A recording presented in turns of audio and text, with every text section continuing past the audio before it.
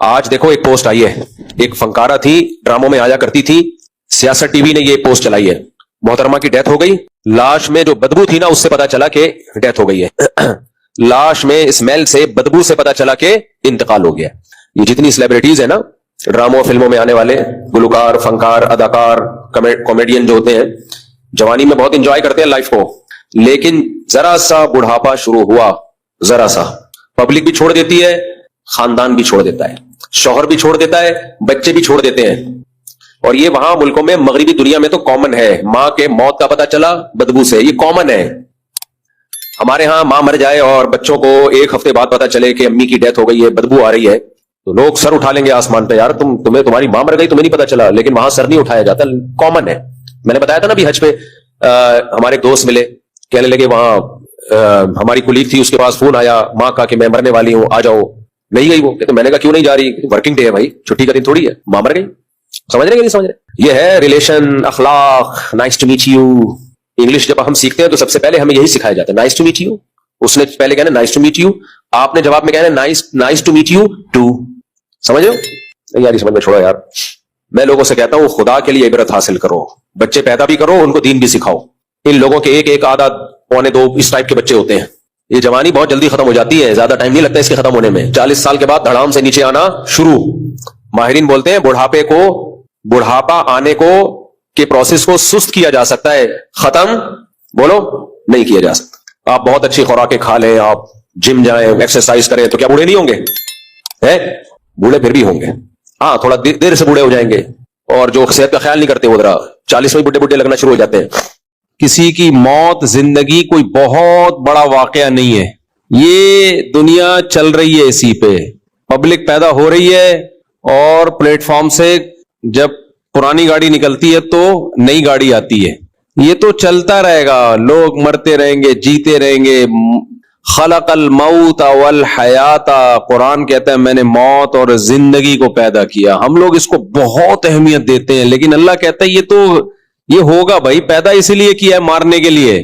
سب مریں گے, سب کی نیوز چلیں گی. نیوز نہ بھی چلے اخباروں میں تو پرسنلی تو نیوز چلتی ہے نا, کوئی نہ کوئی, کسی کا باپ ہوگا, کسی کا چاچا ہوگا, کسی کا ماموں ہوگا, کسی کا پھپھا ہوگا. آج پھپھا کا انتقال ہو گیا. میں ایک دن سوچ رہا تھا بیٹھ کے کہ میری زندگی میں کون کون سے ایسے لوگ جن کی میری زندگی میں بڑی ویلیو تھی وہ دنیا سے جا چکے ہیں. ایک لمبی لسٹ سوچنا شروع کیا نا.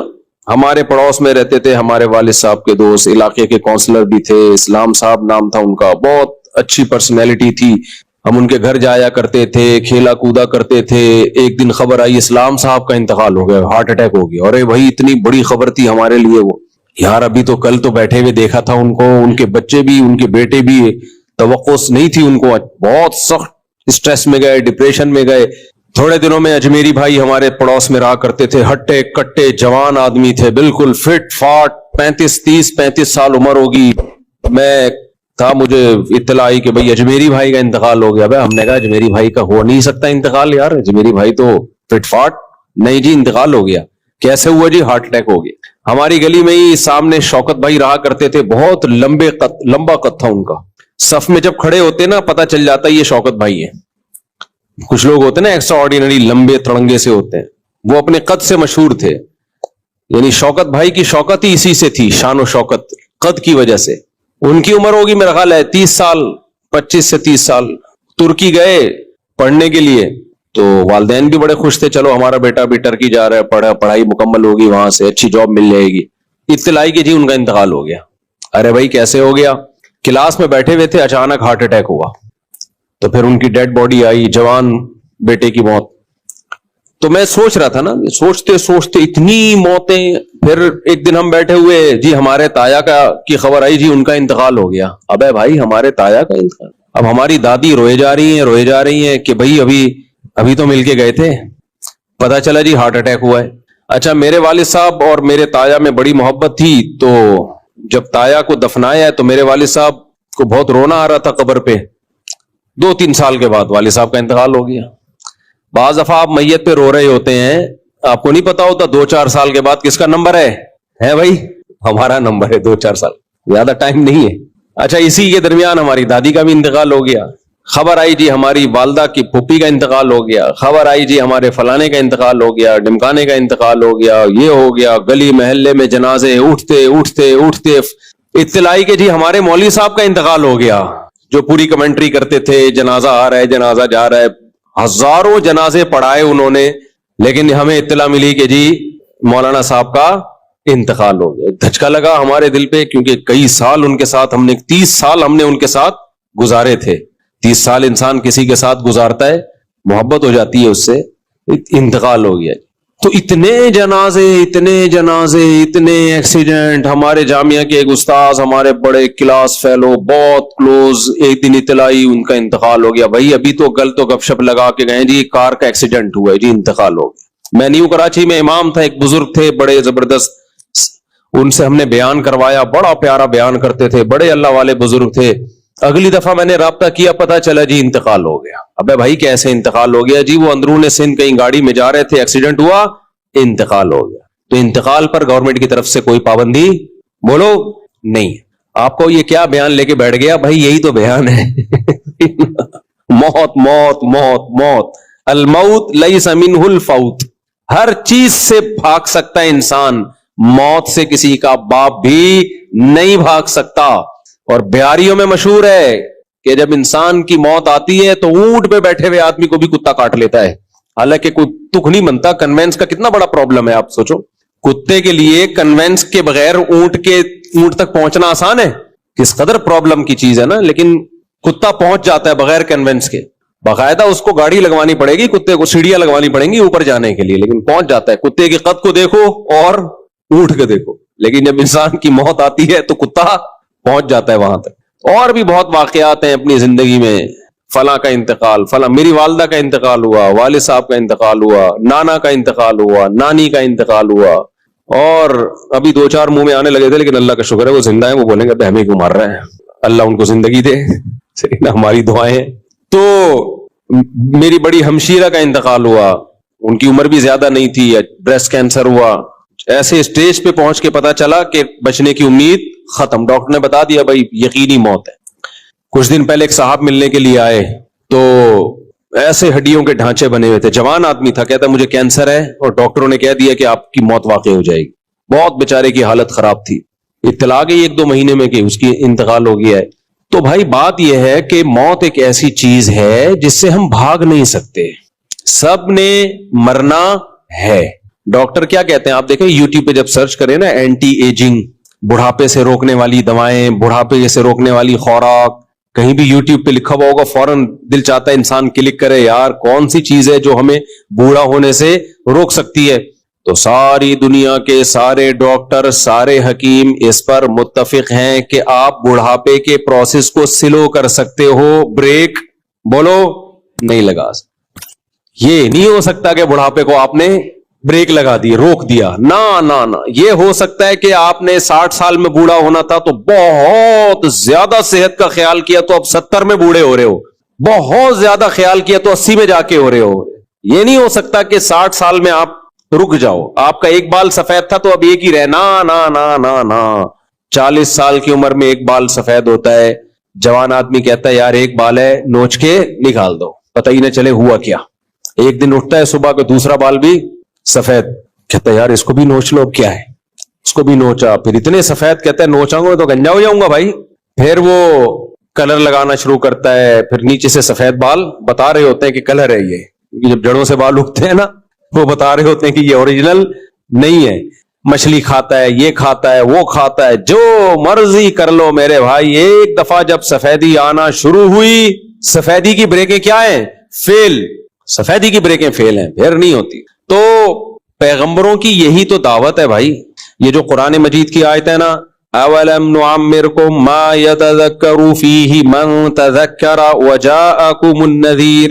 اللہ کہتے ہیں جب جہنمیوں کو جہنم کے کنارے پہ لایا جائے گا جہنم میں ڈالنے کے لیے, تو آگ کو دیکھ کے وہ کہیں گے نا کہ یہ تو بہت سخت عذاب ہے. تو اللہ جواب میں کیا کہیں گے؟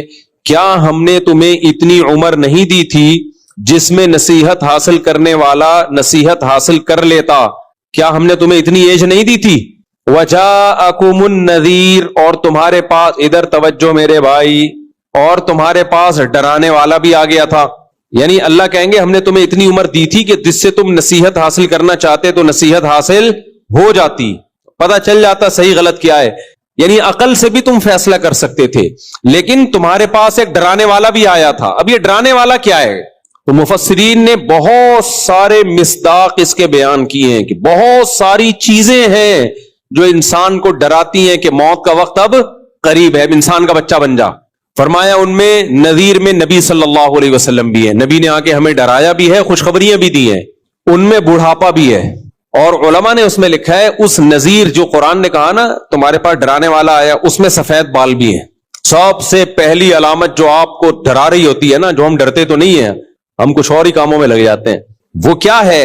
بالوں کا سفید. یہ سب سے پہلی علامت ہے کہ اب آپ ریورس ہونا شروع. جتنا پاورفل ہونا تھا نا, قرآن کیا کہتا ہے بھائی, ہم نے ثم یخرجکم طفلا, اللہ جب تمہیں ماں کے بطن سے نکالتے ہیں تم کمزور ہوتے ہو, خلقکم من ضعف, کمزوری میں بنایا اللہ نے تمہیں, بہت کمزور. آہستہ آہستہ خوراک ملتی ہے, دودھ ملتا ہے, پراٹھے ملتے ہیں, ڈبل روٹیاں شکر ہے وہ بھی مل رہی ہیں آج کل, تبھی بچے ڈبل روٹی جیسے بن رہے ہیں, لیکن بہرحال پراٹھے ملتے ہیں, روٹیاں ملتی ہیں, آہستہ آہستہ بچہ کیا ہوتا ہے؟ پاور پکڑنا شروع. یہ پاور کب تک چلتی ہے؟ مینٹلی گروتھ بھی ہوتی ہے اس کی, اور جسمانی گروتھ بھی ہوتی ہے. حتی اذا بلغ اشدہ وبلغ 40 سنۃ, 40 سال تک اپنی فل طاقت اور قوت کو پہنچ چکا ہوتا ہے. سمجھ میں نہیں آ رہی میرا خیال ہے بات؟ تبھی ماہرین کہتے ہیں نا پہنچتا کو 30 سال میں, کیونکہ 30 سال شباب کی انتہا ہے. 30 سے 40 سال تک تقریباً ایک ہی جیسی کنڈیشن رہتی ہے اس کی. تو مینٹلی گروتھ 40 سال تک انسان کی کمپلیٹ. اس لیے قرآن نے انسان کی جو لاسٹ ایج ہے نا, جس کے بعد اب اس نے ڈھلکنا ہے, اب ریورس ہونا ہے, وہ کون سی ایج کو قرار دیا ہے؟ بولتے کیوں نہیں میرے بھائی؟ 40 سال. اس لیے کہتے ہیں نا کہ اگر آپ 40 سال میں بھی طاقتور نہیں ہو تو اب آپ فکر چھوڑ دو طاقتور ہونے کی, اب آپ کوئی اور کام کرو, ٹھیک ہے نا. پاورفل ہونے کی فکر, آپ بولنے پہ گورنمنٹ نے پابندی لگائی ہے, اب طاقتور ہونے کی فکر. 30 سال میں بھی آپ طاقتور نہیں ہو تو اب آپ کوئی اور کام کرو, یہ کام آپ کے بس کا ہوتے ہیں نا, بہت باریک باریک. 30 سال میں بھی بالکل باریک باریک, 40 سال میں بھی وہ کہتے ہیں یار میں موٹا ہو جاؤں. اب آپ موٹے تو ہو گئے, لیکن وہ غلط والے موٹے ہو گئے. اب آپ چربی وربی چڑھ سکتی ہے, گھی کا ڈبہ بن سکتے ہو اب وہ جو ایک جو مسل کی پاور ہوتی ہے وہ لانا بہت مشکل کام ہے, سمجھتے ہو, وہ بہت مشکل ہے. تو بلغ اشدہ, 40 سال تک پہنچا تو اب یہاں سے ریورس ہونا. میڈیکل سائنس بھی یہی کہتی ہے بھائی 40 سال کے بعد اب آپ واپس, کتنا زور لگا لو اب آپ کہ میں واپس نہ جاؤں. واپس کا کیا مطلب؟ وَمَن نُعَمِّرُهُ نُنَكِّسْهُ فِي الْخَلْقِ, قرآن کہتا ہے جس کو ہم عمر دیتے ہیں ہم اس کو خلق میں واپس ریورس کرتے ہیں. ریورس میں طاقتور ہوگا یا کمزور ہوگا؟ کمزور, دماغی کمزوری بھی, جسمانی کمزوری بھی. تو واپس, تبھی آپ دیکھو جب انسان واپس ہونا شروع ہوتا ہے, کمر جھکنا شروع. بچپن میں کیسے چلتا تھا؟ بچے جب چلتے ہیں نا, ایک پاؤں ادھر جا رہا ہے, ایک پاؤں. ہمارے ایک ریلیٹیو آئے جو بڑے, میں نے ایک دور میں دیکھا تھا ان کو 15-20 سال پہلے, بڑے ینگ جوان نا, فٹ فاٹ. تو اب آئے کچھ دن پہلے, اب ہمارے گھر کی سیڑھیوں پہ چڑھ رہے ہیں تو ایک پاؤں ادھر کو جا رہا ہے, ایک پاؤں. میں نے کہا یہ آپ چڑھ کیسے رہے ہیں؟ کہہ رہے ہیں بس یار وہ دن گئے. کہہ رہے ہیں وہ دن گئے, اب تو ایسے ہی ہے. اور ہر اسٹیپ پہ آواز بھی نکل رہی ہے, زور لگتا ہے نا, آہ کی آواز آتی ہے. وہ ایک بوڑھا آدمی کہیں چلتا ہوا جا رہا تھا, کہیں ٹھوکر لگی تو اس کو اپنی جوانی یاد آئی نا. ٹھوکر لگی, ایک دم بےچارا لڑکا 3-4 قدم, تو کہنے لگا ہائے جوانی.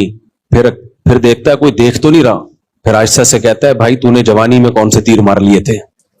تو آہستہ آہستہ انسان کیا ہونا شروع ہوتا ہے؟ ریورس. اور پھر ہر آنے والا دن اس کو تڑپاتا ہے. حضرت مجذوب رحمت اللہ علیہ نے کہا تھا نا, تجھے پہلے بچپن نے برسوں کھلایا. انسان کی زندگی کے 15-20 سال تو کھیل کود میں گزر جاتے ہیں, اس میں تو کوئی ہوش ہی نہیں ہوتا. جوانی نے پھر تجھ کو مجنوں بنایا. جوانی جب ہوتی ہے تو پھر عشق معاشقوں میں لگتا ہے. بڑھاپے نے پھر آ کے کیا کیا ستایا. سارے جو بل نکلنا شروع ہوتے ہیں وہ کب ہوتے ہیں؟ بڑھاپے میں. اجل تیرا کر دے گی بالکل صفایا. جب موت آئے گی نا تو اس بڑھاپے کو بھی یاد کرے گا کہ یار کم از کم احساس تو تھا نا, کچھ کھانے پینے کی تھوڑی بہت لذت کا احساس ہو جایا کرتا تھا. تو بھائی اسی کا نام دنیا ہے, اسی لیے آدم علیہ الصلوۃ والسلام سے لے کر سید الانبیاء محمد صلی اللہ علیہ وسلم تک تمام پیغمبروں نے ایک دعوت دی ہے، لا تحب الدنیا، دنیا سے محبت بولو مت کرو، دل مت لگاؤ دنیا سے۔ دیکھو کچھ گناہ تو ایسے ہیں جو سوسائٹی میں گناہ سمجھے جاتے ہیں، کچھ گناہ ایسے ہیں جو سوسائٹی میں گناہ سمجھے جاتے ہیں، کچھ گناہ ایسے ہیں جو اللہ کی نظر میں بہت بڑے جرم ہیں لیکن وہ گناہ سمجھے نہیں جاتے، حالانکہ زیادہ بڑے گناہ ہیں وہ، اور ان کے نقصانات بھی زیادہ ہیں۔ زنا ایک گناہ ہے لیکن لوگ اس کو گناہ سمجھتے بھی، وہ جملہ مکمل کرنا ہے آپ لوگوں نے، زنا ایک گناہ ہے، لوگ اس کو گناہ سمجھتے ہیں، کیوں نہیں ہے بھائی، ہیں، اتنے بھی کافر تھوڑی ہوئے ہیں لوگ کہ زنا کو حلال سمجھنا شروع کر دیں، یہ کہہ رہے ہیں نہیں ہے۔ زنا ایک گناہ ہے، لوگ اس کو کیا سمجھتے ہیں؟ گناہ۔ نماز چھوڑنا گناہ ہے، لوگ اس کو کیا سمجھتے ہیں؟ گناہ۔ حج فرض ہوا آپ نے نہیں کیا، یہ گناہ ہے، لوگ اس کو کیا سمجھتے ہیں؟ گناہ۔ داڑھی کاٹنا بھی معذرت کے ساتھ کیا ہے؟ گناہ ہے۔ اب تک تو گناہ سمجھتے تھے، اب کچھ اسکالر آ گئے جنہوں نے اس کو گناہ کی فہرست سے نکال دیا، ورنہ گناہ ہے، پہلے بھی تھا، اب بھی ہے، آئندہ بھی رہے گا، نبی کا حکم ہے۔ اسی طرح میرے بھائی بد نظری کرنا، فحش فلمیں دیکھنا، یہ گناہ ہے، لوگ اس کو گناہ سمجھتے ہیں۔ سود کھانا گناہ ہے، لوگ اس کو گناہ سمجھتے ہیں۔ دنیا سے محبت بہت بڑا گناہ ہے، لوگ اس کو گناہ سمجھتے ہی نہیں ہیں، بلکہ وہ دنیا کی محبت جو ان کے دل میں ہوتی ہے اس کو بھی یہ نہیں سمجھتے کہ ہمارے دل میں محبت ہے، وہ کہتے کہاں ہے، نہیں آئی میرا خیال ہے بات، وہ کہتے ہے ہی نہیں ہمارے دل میں محبت، اتنی ہے جتنی سب کے دل میں ہوتی ہے، تو ہمارے دل میں بھی اتنی محبت ہے۔ تبھی میں پھر ان سے کہتا ہوں میرے بھائی آپ کے دل میں دنیا کی محبت ہے، آپ اس کو گناہ سمجھو پہلی بات، تو وہ کہتے ہیں کیوں سمجھیں، اس میں کیا خرابی ہے، ہر اچھی چیز سے محبت ہوتی ہے، تو دنیا بھی بڑی اچھی چیز ہے، تو کیوں محبت نہیں ہوگی میرے بھائی؟ اس کا مطلب ان کا کانسیپٹ محبت کے بارے میں کلیئر نہیں ہے۔ بھائی جب شریعت کہہ رہی ہے لا تحب الدنیا، کہ دنیا سے محبت مت کرو، تو اس کا مطلب کہ بری چیز ہوگی نا، کیا ہو گیا میرے بھائی؟ تو اگر اس کے بارے میں آپ کو کوئی اشکال ہے کہ یار محبت نہ کرو تو پھر کیسے چلیں دنیا میں؟ اگر میرے بھائی کسی کاروباری آدمی کو دکان سے محبت نہیں ہوگی تو وہ دکان چلائے گا؟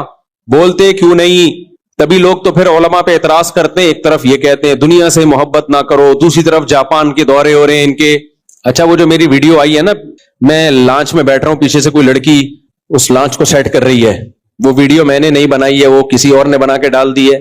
میں جب اپنے کیمرے سے کوئی ویڈیو بناتا ہوں تو اس کا خیال کرتا ہوں کہ اس میں لیڈیز بولو نا نہ آئیں، اب کوئی اور بنا رہا ہو تو بھائی اس میں مجھے ملامت نہیں کی جا سکتی، کیونکہ میں کہیں بھی چلتا ہوا جا رہا ہوں، خواتین بھی تو چلی رہی ہوتی ہے نا، یا تو میں ان کو روک دوں یا خود رک جاؤں، تو دو ہی حل ہے، یا تو میں، یہ کینیڈا کی ویڈیو تھی، کینیڈا میں جا کے پابندی لگا دوں کہ میں جہاں جہاں انجوائے کرنے کے لیے جاؤں گا لانچ میں، جائز جگہوں پہ، وہ فلم دیکھنے تھوڑی جا رہا ہوں میں وہاں، میں جہاں جہاں لائف کو انجوائے کرنے کے لیے، میرا بھی حق ہے کہ نہیں ہے، میں لانچ میں جاؤں، میں سمندر میں جاؤں، تو کینیڈا کی تمام انگریز خواتین کو چاہیے کہ برقع پہن کے وہ سائڈوں پہ ہو جائیں، یا تو یہ حل ہے، یا یہ کہ میں جانا چھوڑ دوں، میں وہاں جاؤں جہاں سب آدمی ہوں، تو وہ مسجد ہی ہے پھر، اس کے علاوہ اور کوئی جگہ نہیں ہے۔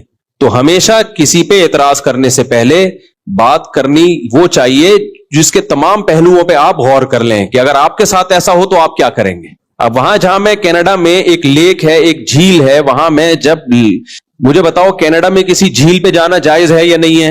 اسٹیپ بائی اسٹیپ نا، کیونکہ اس پہ اتنا بڑا تماشا بنا ہے، کچھ لوگوں نے میرے بیان پہ ہی پابندی لگا دی کہ اس آدمی کو ہم نے بلانا ہی نہیں ہے، دیکھو وہ لڑکی پیچھے سے وہ جو ہے نا لانچ میں بٹھا رہی ہے اس کو اور یہ جا رہا ہے، یہ کیسا یار، کس توبہ استغفر اللہ۔ تو ان کو میں کہہ رہا ہوں، بڑے کچھ لوگ ہیں جنہوں نے پابندی لگا دی، تو لگاتے کوئی، اس سے ہماری صحت پہ کوئی ایسا فرق پڑتا نہیں ہے، لیکن ایک مثال دے رہا ہوں کہ میرے لیے کینیڈا جانا جائز ہے یا نہیں۔ پہلا سوال، کینیڈا میں میرے لیے کسی جھیل پہ تفریح کے لیے جانا جائز ہے یا نہیں ہے؟ جائز ہے۔ اس میں لانچ میں بیٹھنا، وہ بھی مولویوں کے ساتھ، سارے مدرسے کے طلبہ تھے، یہ نہیں کہ چھپڑ میں کسی کو لے کے گھوم رہا ہوں میں، وہاں پہ سارے مولانا لوگ تھے، تبلیغی جماعت والے تھے، مدرسے کے طلبہ بھی مدرسے کے طلبہ تھے جنہوں نے میرے لیے گھمانے پھرانے کا انتظام کیا کہ ہم آپ کو گھمانے لے کے جائیں گے۔ تو لانچ میں انہوں نے مجھے، مولویوں نے بٹھایا، سارے دائیں بائیں مولوی، وہ نظر نہیں آ رہے، نظر کون آ رہی ہے ان سب کو؟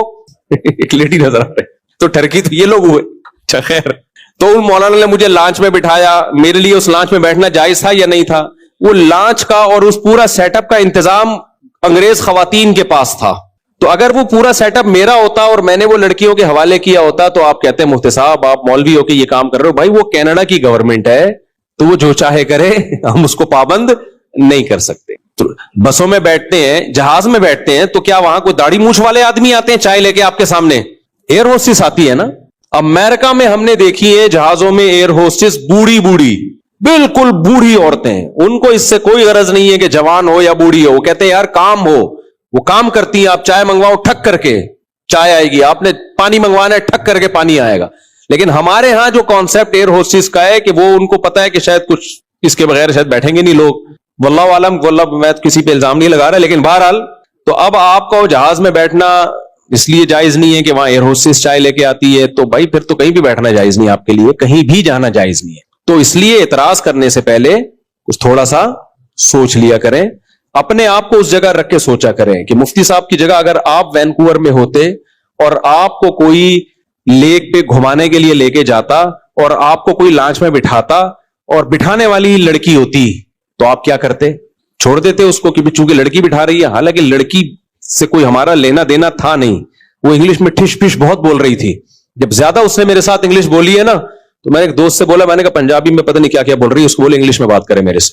خیر میں نے کہا گھنٹے سے پنجابی میں پتہ نہیں کیا کیا بول رہی ہے, اس کو بولو تمیز سے کس میں بات کرے, انگلش میں. اس کو نہیں سمجھ میں آیا کہ میں نے کیا کہا. خیر اپنی بے عزتی چھپانے کے لیے میں نے کہا یہ, کیونکہ انگلش بولے جا رہی تھی اتنی فاسٹ, تو اس لیے میں نے پھر مذاق میں اس سے کہا کہ میں نے کہا اس کو بولو یہ پنجابی چھوڑ کے میرے سے کس میں بات کرے.